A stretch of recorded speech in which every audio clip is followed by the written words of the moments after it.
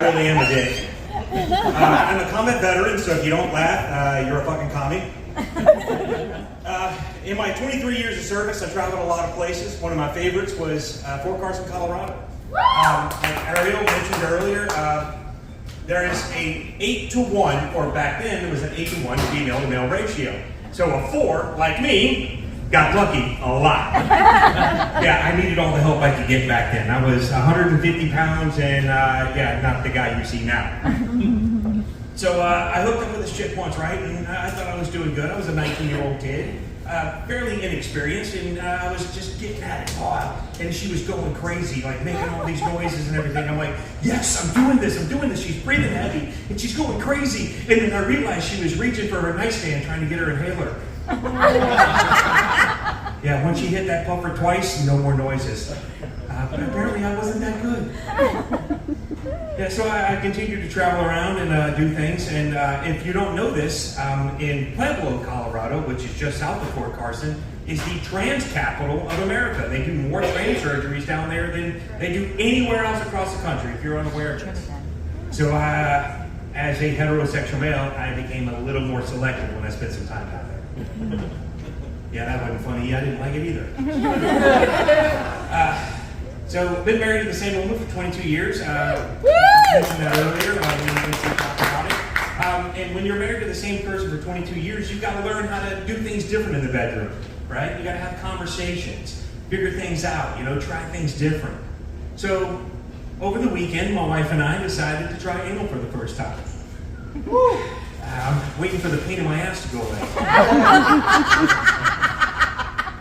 She mentioned blowjobs after that, and I'm not sure I'm ready for the taste. Thank you, I appreciate that. That guy got a late laugh. I'm not sure he's ready for the taste either. So where was I going with that? I kind of lost my train of thought. There's a train of thought, not a train of thought, so let's keep that straight.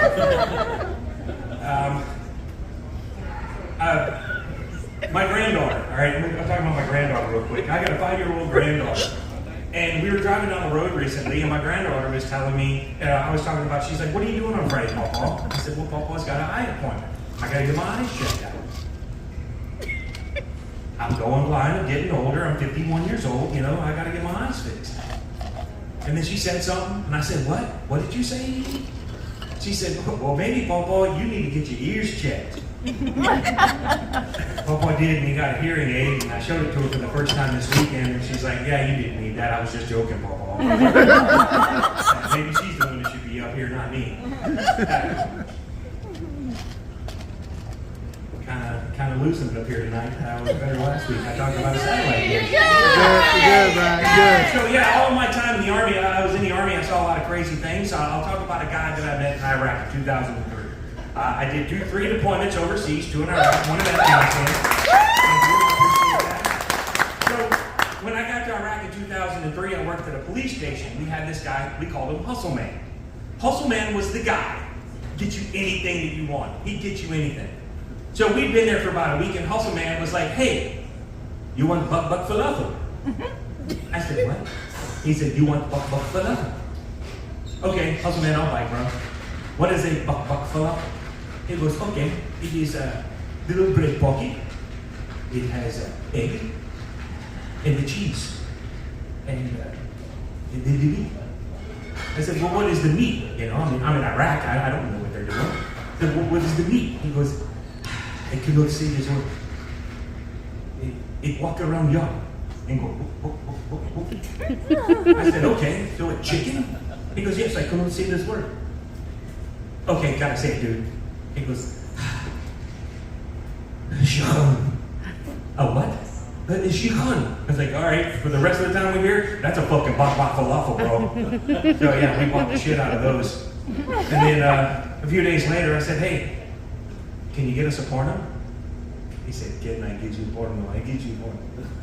A few days later, he comes back and gives me a copy of Silence of the Lambs. I said, bro, that's not porno. He goes, sounds good to me. Thank you. I think that's my time. I appreciate it.